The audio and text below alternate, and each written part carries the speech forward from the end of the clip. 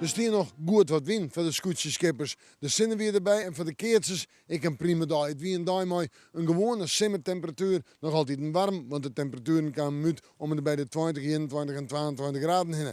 En dan docht het prima. En de wind zou daar gewoon wat minder worden en de bewolking zou daar gewoon toenemen.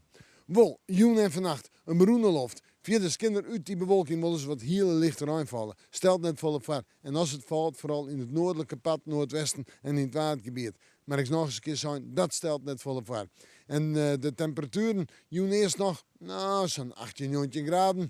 En vannacht zo'n 16, 17 graden. En de wind uit zuidelijke richting en die is zwak of matig.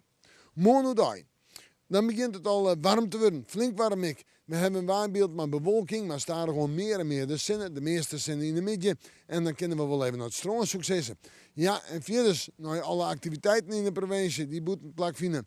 Prachtig waar, warmte hier, warmte. 26 tot 29 graden. En de zuidelijke wind is zwak of matig. In de joentijd nog warm, in de nacht ik warm. En het kan wel eens de warmste nacht van deze simmer worden.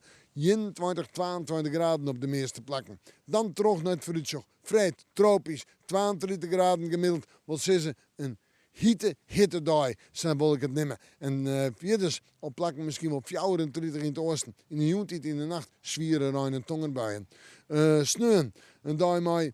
Ik heb weer een aantal ruim of tongenbuien, letter bij meer zinnen. Temperaturen 23, 24 graden.